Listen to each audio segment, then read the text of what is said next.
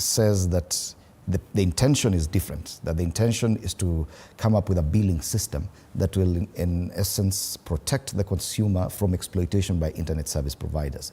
But you see, there are other effects of other proposals within the same bill that probably, that is what many people are questioning. Do you see any of this, if you've had a quick run through of the story, do you see any of this violating the rights of Kenyans? Probably issues of privacy, data privacy? First of all, it's very unfair to characterize or associate this bill with President William Ruto. It's not a government bill. Government bills are the ones that should be directly characterized and associated with the government. Government bills are the ones that should be associated with the president. Government bills are brought through a very clear process.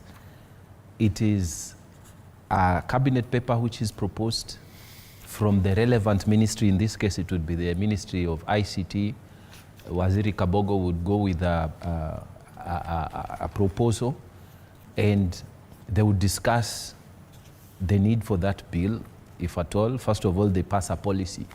Then that policy, once it's approved, then a bill is prepared. That bill, a government bill, must go through the Attorney General. It must pass the test of constitutionality through the Attorney General's office. And then it is brought back to the minister, who then publishes it, you know. It goes through first reading, second reading, and it follows the processes. But it is brought to the floor of the House by the majority leader of the House, who is the equivalent of the leader of government business. In the old constitution, it used to be the vice president and the leader of government business. But in this new constitution, where the vice president or the deputy president is not part of the parliament, the majority leader is the leader of government business. So government business has a very clear channel which is brought to the floor of the House. And it is longer in terms of processing. Before it comes to the House, there's a lot of processes behind. But private members' bills, they take shorter time in terms of processing. You will probably, like the times I've brought private members' bills to the floor of the House, you consult outside, you discuss outside, and if you remember, the public participation, not participation, but the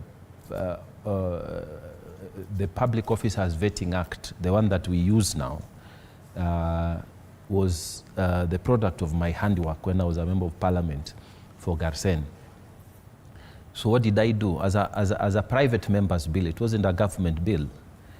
I took it through a lot of experts who looked at it and they said they support it, some amended it, some did what, some added value. Then we had a product. And again, you take it through our own system, our own lawyers within Parliament, who then advise and whatever, and then you own the work once you are happy with what the product is. So, but it is different from a government bill, because a government bill, when it comes to the floor of the House, it has priority, it has 3 stars, so it moves faster. It's not like a private member's bill. A private member's bill, you'd have to wait until all government business is done or committee business is done. There are also committee bills. Committee bills are brought by departmental committees of the House, and they take precedent over the private members' bills. So first you have government bills, then you have committee bills, then you have an ordinary member's bill. So it is true that if a government wants to have this kind of law, they can push it, and they don't bring it as a private member's bill. They would Is it impossible to use a private member to sponsor? It doesn't make any sense at all, because why would they want to hide it? At the end of it, if it is their bill, they would push it. you see, and they would want it moved fast. So it would have to be prioritized. If it's a government bill, it would have to be prioritized. Why would you put it as a 1-star instead of a 3-star? Why would you want it to hang around on the pipeline instead of it moving and you finish with it? So this is not a government bill. I want members to understand that what the standard has put there is misinformation. It is wrong.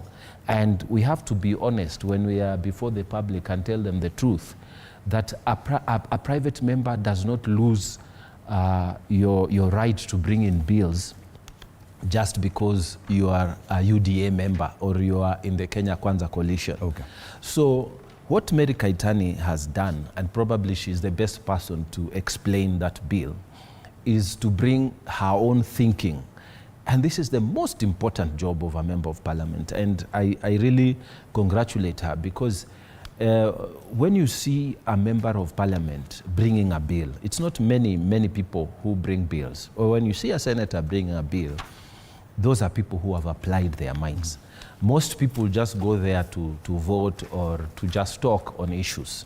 So from where I sit, she's probably the best person to explain this bill. And she has explained it from the coverage of the papers. She's just saying that it is a consumer protection bill from her perspective. Mm-hmm. And how is it a consumer protection bill? She's saying that maybe from her own experience or from the experience of her constituents or other Kenyans who have talked to her, that when you're trying to use the internet, having purchased some bundles, before you know what is happening, your bundles are over.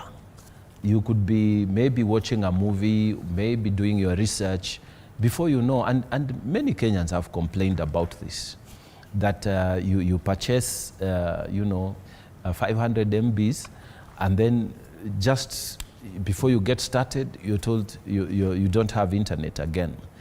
And it's a general complaint, including even last night when someone was telling me, actually my driver, that he had purchased minutes for, now for this one is a phone, minutes from one of the providers. And according to him, the 1 month plan, the way he has used the phone, it doesn't make sense that it is 2 weeks into the month from the time he bought, and it's over, and he can't explain it to himself.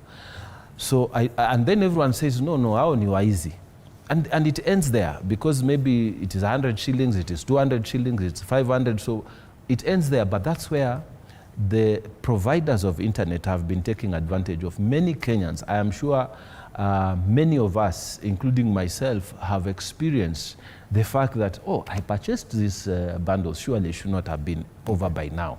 So if he's talking about consumer protection, and then someone puts a headline, but this one has gone beyond the billing issue. Wait, he puts a headline, he puts the president, and tries to associate that bill with the president, which is misinformation, as I have informed, and then at the same time starts bringing experts who are saying, no, the intention of the bill is different. And yet, every time you bring a bill in the House, the intention must be stated in that bill. Because all this is contained in the bill. Let me beyond the billing. Let me say this, Fred. The reason the bill goes through the first reading, and then first reading, it's committed to a committee. In this case, it will be committed to the committee dealing with ICT, and then it will go through scrutiny. Members of the public will come, and stakeholders will come to give their views. Okay, and then after that, it will go before the House.